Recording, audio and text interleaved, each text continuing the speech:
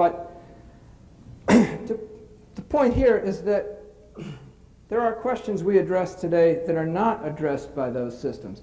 I don't think we have a compass on some of the questions that are critical just now, or we have a compass that points in the wrong direction. What am I talking about here? Well, I want to go briefly back to Davies. The important issue is surely not whether our species as such is immortal, but whether our descendants can survive. And our descendants are unlikely to be human beings. Imagine what could be achieved with thousands or even millions of years of science and technology in just a few decades. Humankind has been able to leave the planet and venture into near space. Over the eons, our descendants could spread beyond Earth into the wider solar system and then to other star systems within the galaxy. Again, in the spirit of speculating, what might be possible given enormous amounts of time? There is no reason why these colonists should be human in appearance or even in mentality.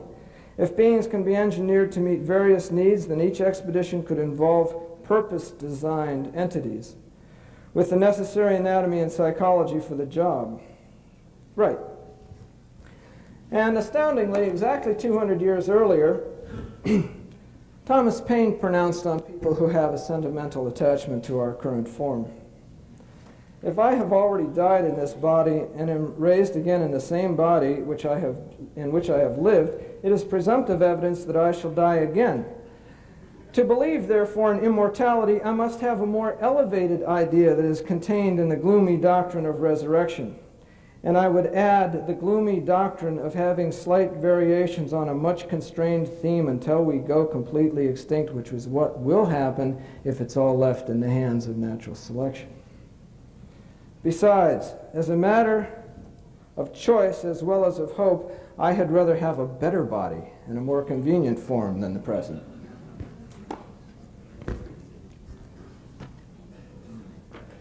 Okay, that was whoa. What's the issue here? The issue here was put well by John Maddox in 1993. What if it were possible, as it is not yet, to modify germ cells in the human reproductive system? Reference to Hitler is common at this stage, but mistaken. I would say common in both senses of the word.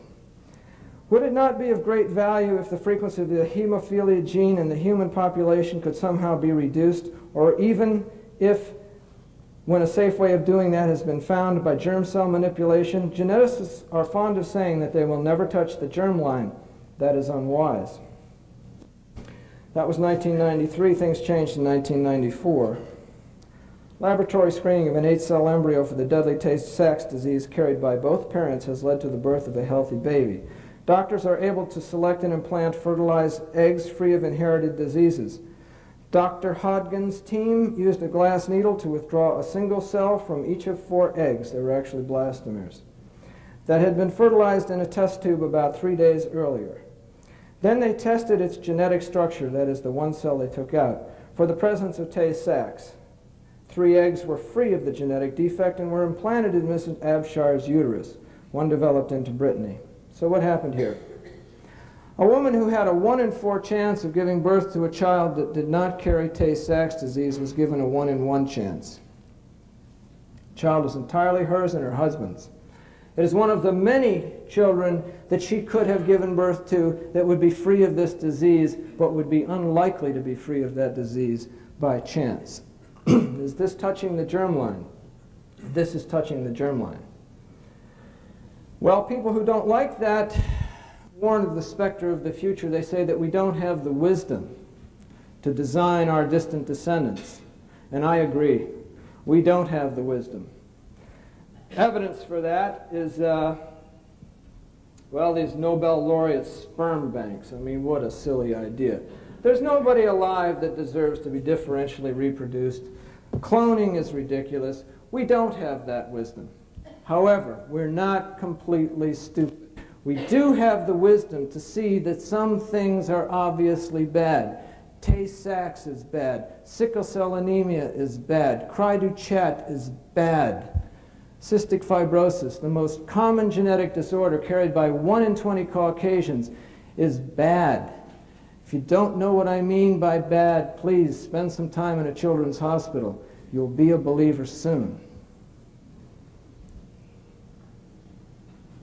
Well,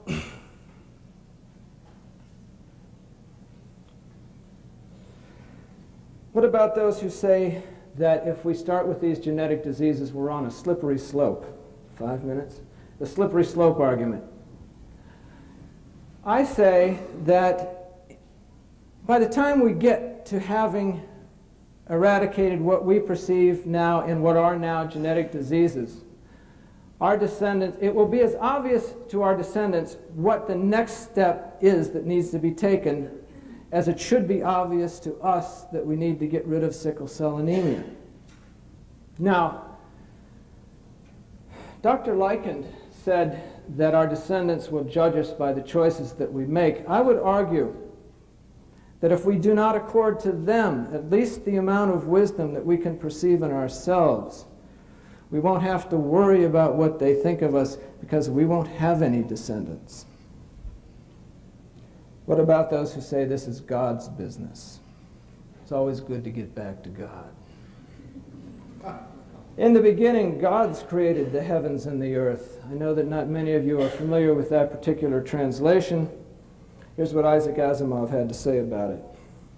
The Hebrew word translated here as God is Elohim, and that is a plural form which would ordinarily, if tradition were defied, be translated gods.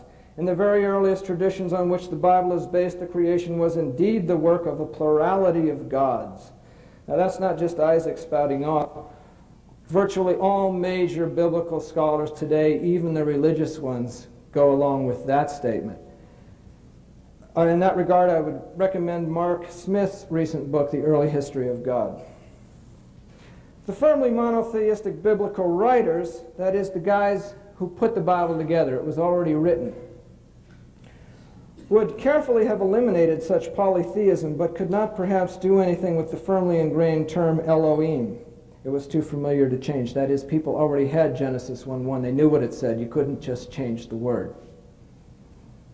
But you can change it in translation.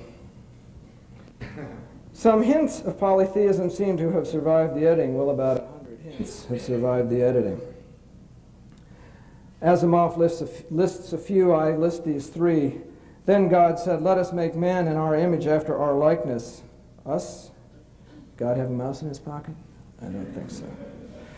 "For God doth know that in the day ye eat thereof," this is the serpent talking to Eve about the apple, "then your eyes shall be opened, and ye shall be as gods." God said, oh, by the way, this is the King James Version. Open your Revised Standard Version, you'll find that S missing.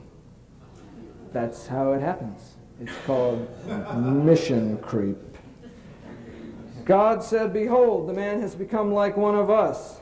There's that mouse. "Knowing good and evil." Well, I want to put these 3 verses into context. And we are just about near the end.